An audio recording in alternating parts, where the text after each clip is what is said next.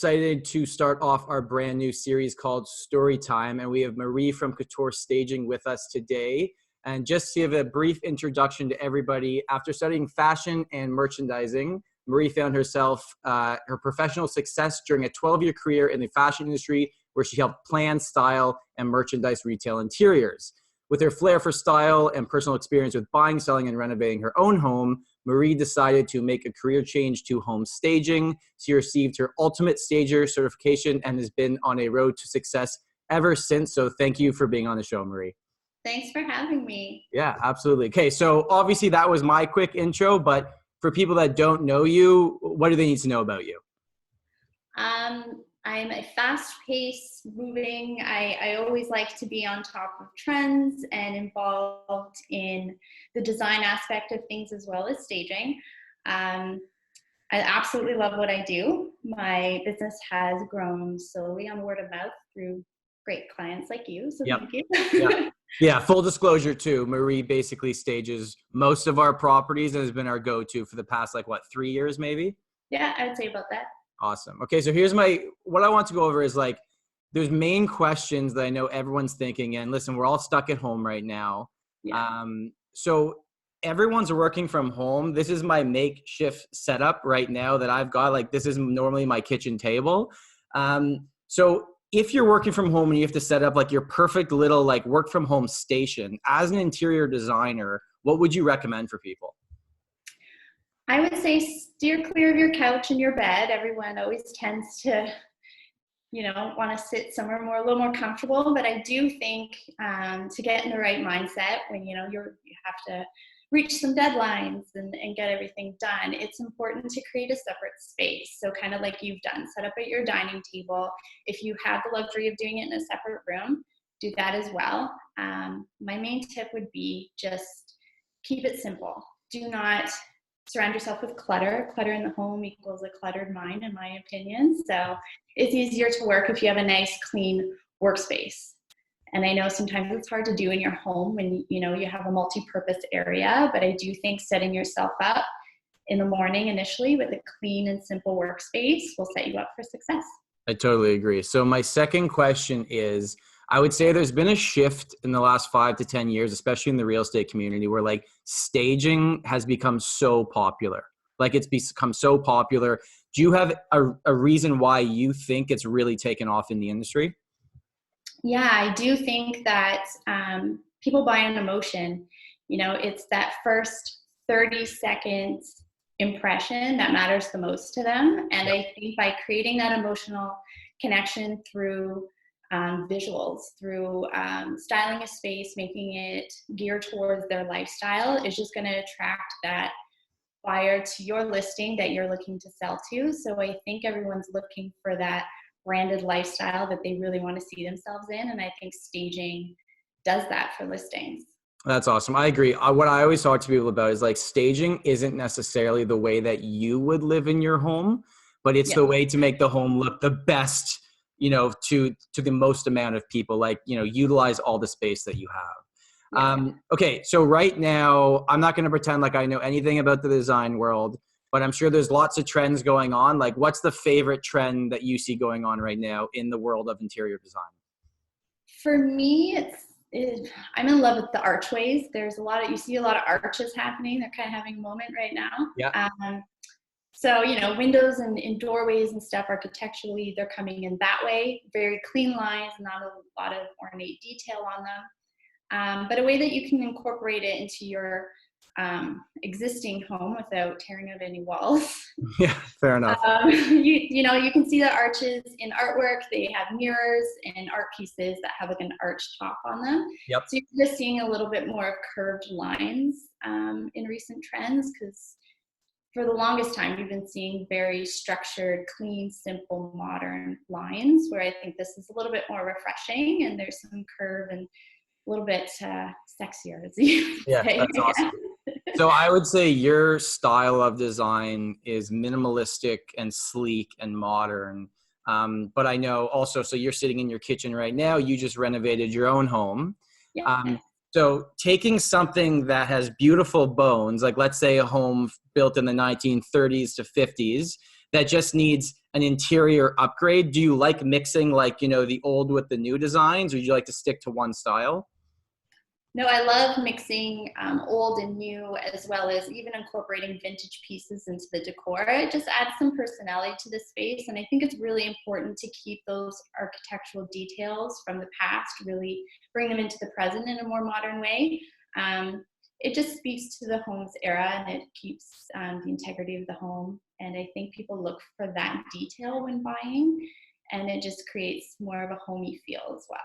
Awesome. So we've talked about, you know, your favorite trend going on. What's the one thing you're seeing right now in interior design and fashion and everything that's like your biggest pet peeve? You walk in, you're like, I can't believe everyone likes that. Like what boils your blood in terms of what's going on? It's not so much a visual thing. It's more of the fast pace, you know, fast fashion, fast furniture, that sort of thing. Because trends come and go so quickly now that I do find places, you know, and people tend to buy cheaper at IKEA and Destructube, and I do it too.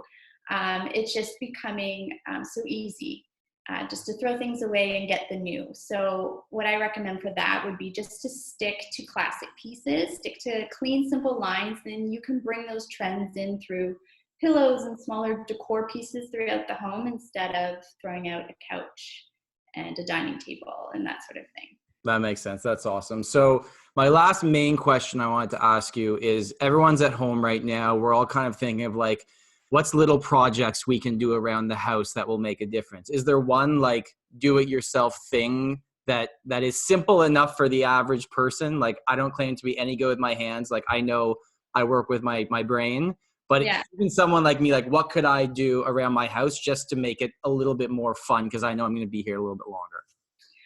So I'm going to say this, it's going to sound a little scary, but updating your light fixtures. Okay. So it's very simple, and I know it seems scary because you're dealing with electrical, but it's super simple. I've done, I think, all the light fixtures in my home.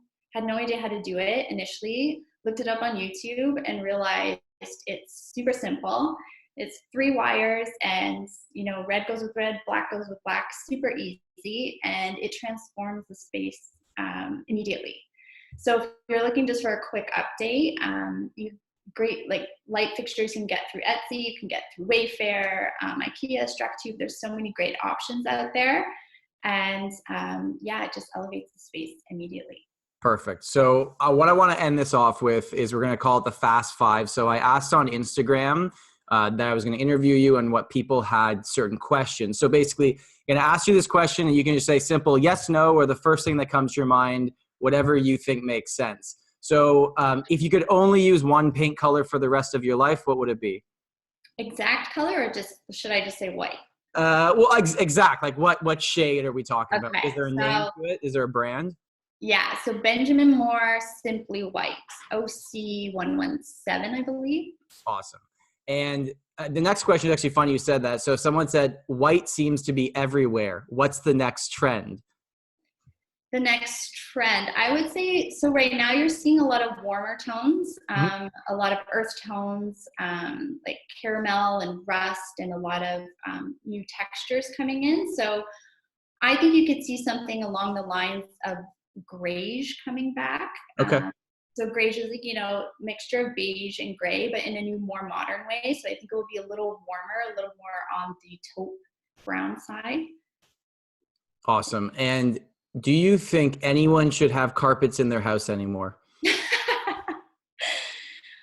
That's a tough one. So I do think rugs are great because you can remove them. They're easy to clean. But permanent carpet in the house sometimes can become a bit of a nuisance because of the cleaning aspect from it. And a lot of people, when they're moving spaces, so if they're looking to buy or move in, carpet just feels lived in. Even if you shampoo it and clean it, it just always feels lived in. So I do recommend just doing more hard surfaces and layer in with your rugs. Gallery wall, yes or no? Yes, I think it's great. It adds personality to any space.